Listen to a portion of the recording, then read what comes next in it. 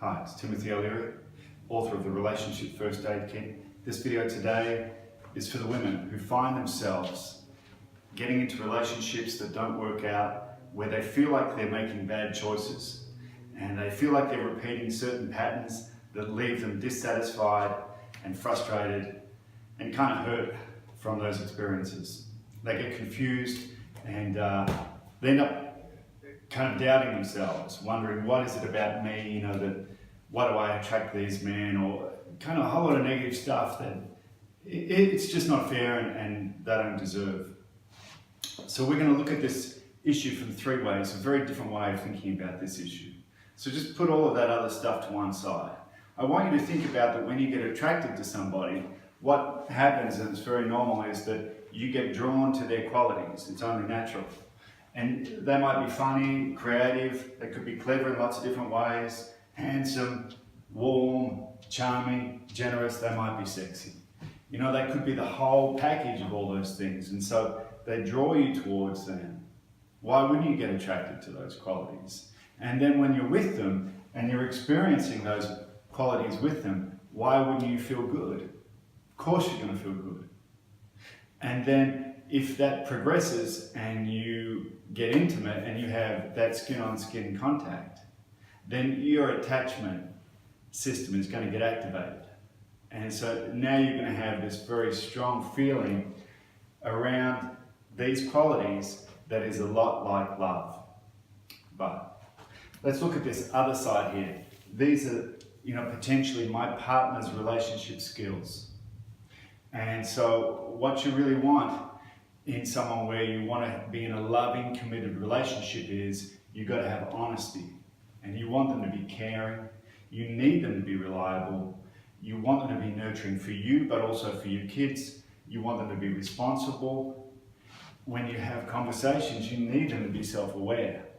You want them to have self-control if they're getting frustrated with you or with the kids. You need them to have patience. You want them to be responsive.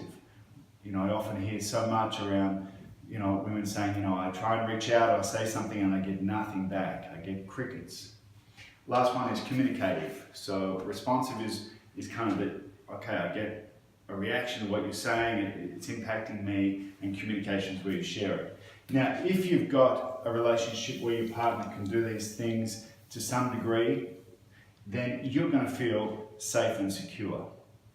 So what if you're getting involved with somebody and you are drawn to these things, and these are real, these qualities, you're having that positive experience, but then there are certain things here where perhaps they don't seem to be completely honest, or they're not showing themselves to be reliable or responsible, and you want to point that out to them. Now, why do you want to point that out to them? Because you want to feel safe and secure. These are the things going to make you feel that way. So it's only natural you want to point that out to them. But as soon as you do they say to you, oh gosh, thank you for pointing that out, because now I can work on that flaw of mine, and the better I work on that, the better I'm going to be, and the more deeply I'm going to have this loving, committed relationship. Well, no, they don't say that. they go into fight-flight. They take it personally. And so they either go into fight and they get angry and defensive and critical back at you, send a retaliatory comment back at you, or they take flight. They go, well, I don't need this stuff. And they walk out the door, or they go to a different room, or they just sit on the couch a meter away from you, but you feel like they're a mile away. So, a lot of women find themselves getting caught up in this situation, and then they sometimes try and change the man. And I've got to say that doesn't work too well. You need a different strategy. So let's just think that this is one of the layers of the onion that we're going to take off. We're going to take off another layer now, okay? And look at this issue three ways, because otherwise it's persistent. Just knowing this isn't enough now.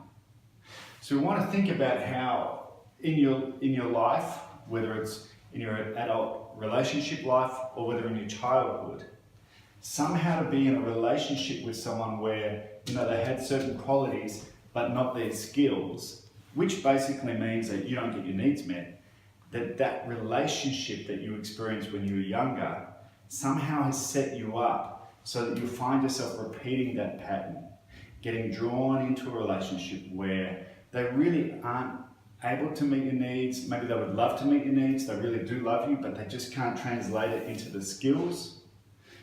And you find yourself that you're in a situation where the person kind of fits like a glove because it's so familiar, and yet you find yourself in a world of heartache because you're constantly having your expectations not met, which means that your needs never get satisfied. And it's very frustrating. So let's look at how this in a way is like a blind spot, because you kind of can't see it even though it's right there in front of you. So let's go to the third level now, and let's just kind of think about how what we want to do is we want to slow this process down, because for a lot of us, particularly romantics like myself, wow, this stuff just lights us up on the inside and we want to run ahead. Let's just slow it down a little bit, because on this side we've got chemistry and connection, and it seems like love. On this side we've got compatibility. And you cannot know from this that you've got compatibility. We want the 3 C's: connection, chemistry, compatibility. Now, what this means is really slowing down that dating process and really kind of framing it along the lines of, let's just make sure that we've got the chemistry, connection, compatibility, take our time getting to know each other and how our values and our needs really fit. And that just slows it down, and it's protective of you, because you're just sort of moderating your expectations as you go along. You're sort of keeping an eye on them. But to do that, you've got to take something from this side. So you've got to say to yourself, hang on, I've got to be honest with myself. I've got to be caring of myself, because if I let this side run ahead, this part of you over here will run ahead on the story of romance. We've just got to wind that back a little bit, because these are the things that are actually the drivers of true romance. Roses are great. Lovely dinners that happens over here, that's great. But these are the things that make you feel safe and secure. And that's what allows love and growth and happiness to prosper. So what you need this to be really established, to feel that depth of love. Now, my book is all about trying to kind of grow these skills. As I said before, if you take the approach of trying to change a man, it's not going to work. It may seem to work, it won't really work, okay? Because it actually is kind of looking at him in a deficit model that he's not good enough. I would encourage you, and you'll see this in my book in chapter 1, think about the poorer version of him and the better version of him. Poorer version of you and the better version of you. And what you try to do is really kind of feed the better version of him. In nature, everything grows towards the light. So just think about that with your partner. They're going to grow towards the light. So if you kind of constantly are pointing out to them around their shortcomings, that's not going to grow them. But if you're looking at where they're kind of honest and then really supporting that growth, and if you go through my book has a very clear model of a healthy relationship, and it kind of helps you and your partner to grow these skills. I'm a simple man, it's a simple approach, okay? But when you've got that, it means you've got the 2 together. And when you've got the 2 together, you hold on to that relationship.